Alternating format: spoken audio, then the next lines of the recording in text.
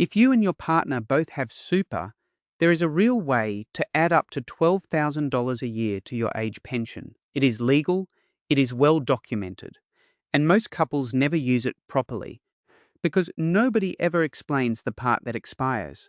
This is the part that gets missed. The boost comes from moving money into the account of whichever one of you is younger than 67, because super sitting in an accumulation account is invisible to Centrelink until you turn 67. The moment your younger partner also crosses that birthday, the shield disappears, and your pension can drop right back down, often at the exact time you're counting on it most. I've watched couples get this right, and I've watched couples get blindsided by a cliff nobody warned them about. The difference between those two outcomes usually comes down to one piece of paperwork, filled in correctly, at the right time, aimed at the right person. In this video, I will walk you through how to move money between your super accounts so it lifts your pension instead of quietly setting you up for a fall a few years down the track. I will also show you the second trap, the one that can hand you a tax bill of more than $10,000 if you split to the wrong partner for the wrong reason. If you and your partner are somewhere between 55 and 65 and trying to get every legitimate dollar out of your retirement income, hit subscribe. Most of the advice out there stops at you can split your super to your partner. It rarely gets to the part where that one decision either pays off for the next decade or quietly costs you. Once you turn 67, your superannuation counts as an asset for the age pension, whether it sits in an accumulation account or pays you an income stream. Below 67, an accumulation account is not counted at all.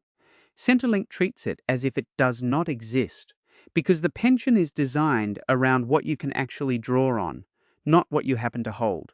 That single line is the entire strategy. If one of you is over 67 and drawing the pension and the other is still under 67, moving contributions into the younger partner's super can pull real money out of the assets test. Take a couple with $500,000 in assessable assets. Shift $50,000 into the younger partner's account, and that figure drops to $450,000.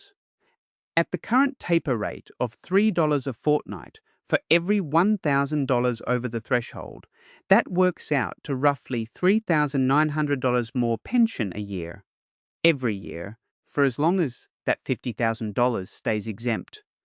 Now for the part almost nobody plans around. That exemption has an expiry date.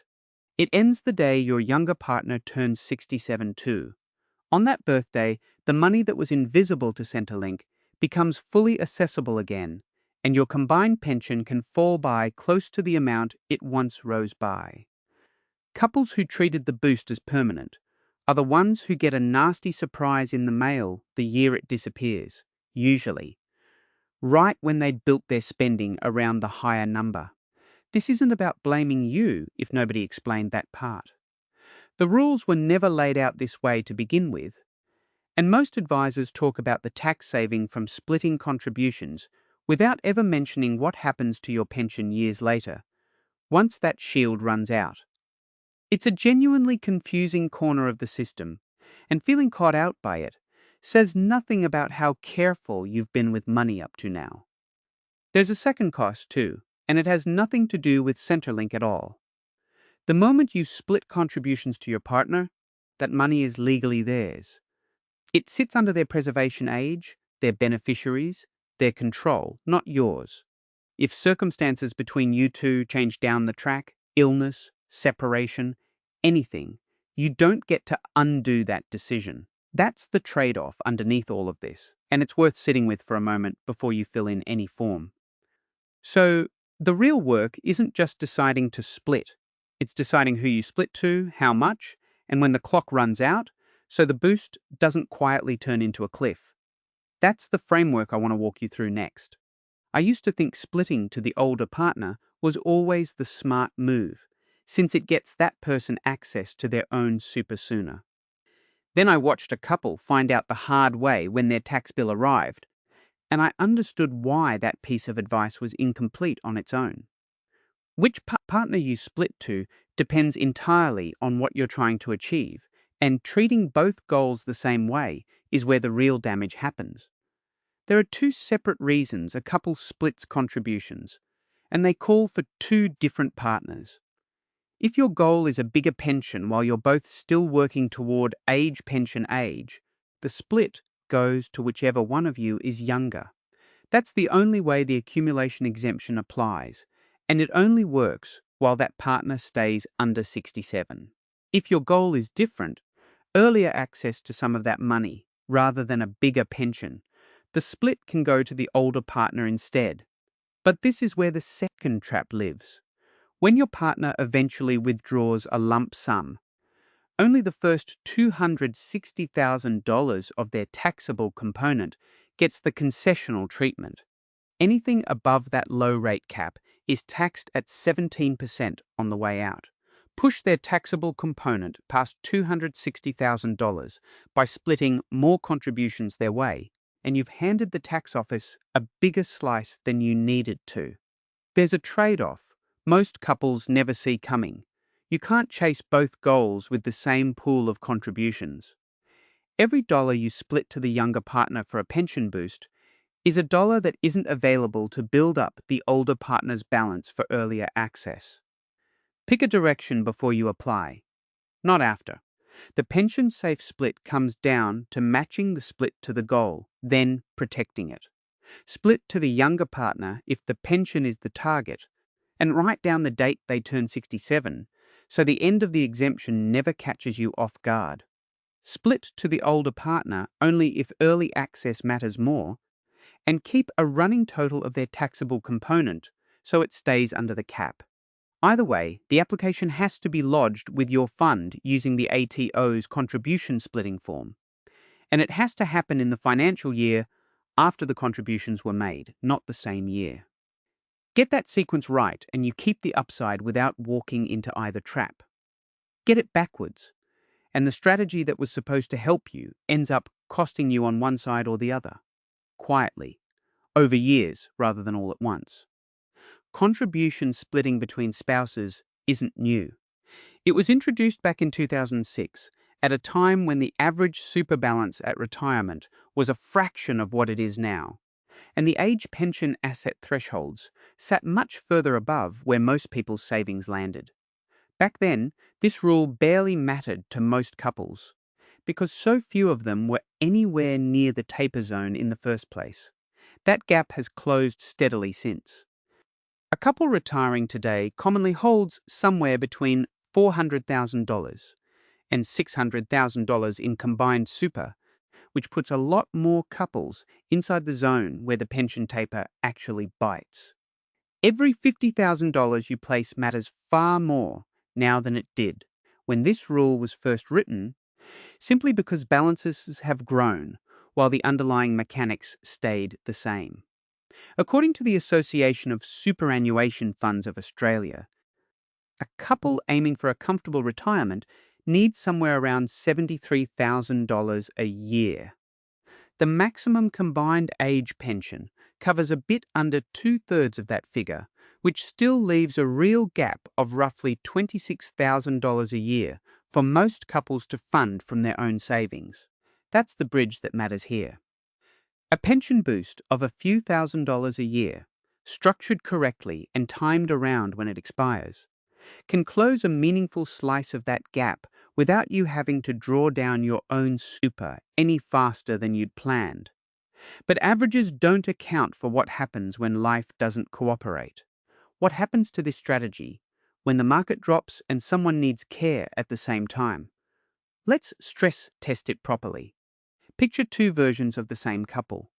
Mark is 67 and already drawing the age pension. Lisa is 67 years off her own age pension age.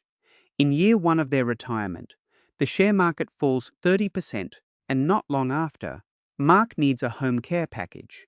In the first version, they split contributions to Mark because he could access the money sooner, and that felt like the safer, more useful choice at the time. His taxable component climbs past $260,000.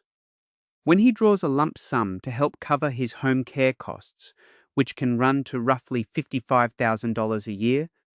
Part of that withdrawal gets taxed at 17%, on top of a portfolio that's already down from the crash. Their age pension stayed exactly the same the whole time because nothing ever left Mark's assessable assets in the first place. In the second version, they split contributions to Lisa instead, while she's still under 67. That money drops out of their assessable assets straight away, and their combined age pension rises by roughly $3,900 a year. When the market falls, that extra pension income becomes a buffer that doesn't move with share prices, a small but steady floor under everything else.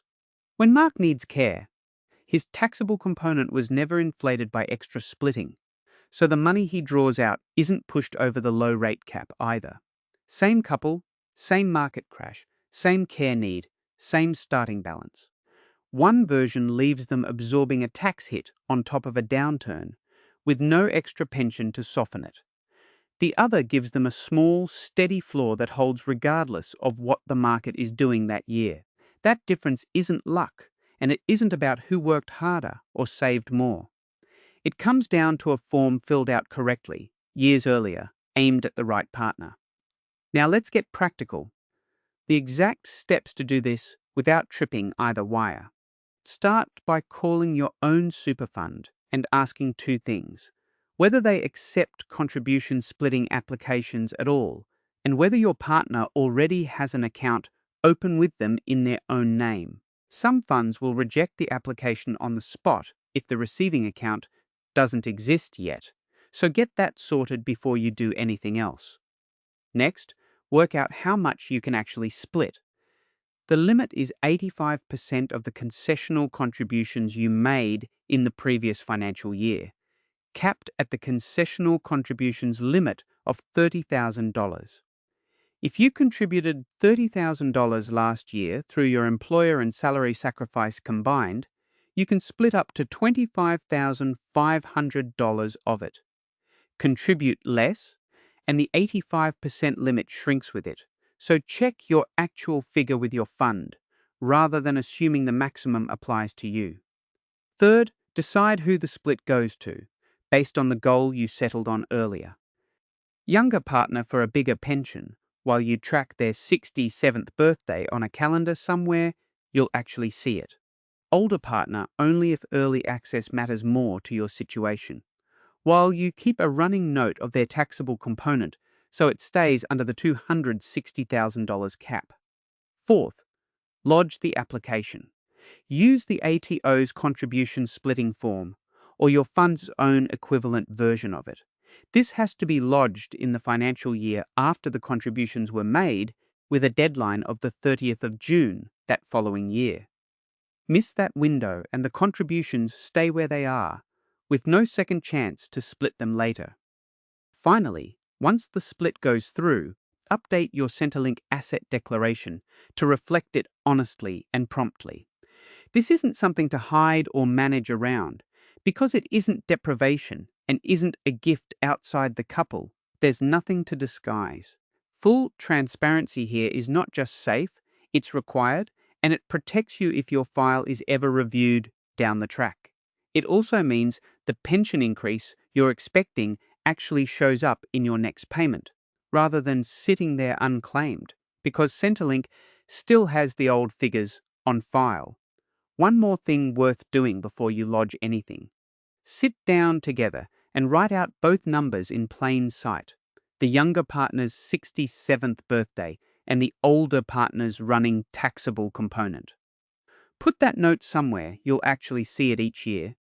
A calendar reminder, a note in your budgeting spreadsheet, whatever you already check.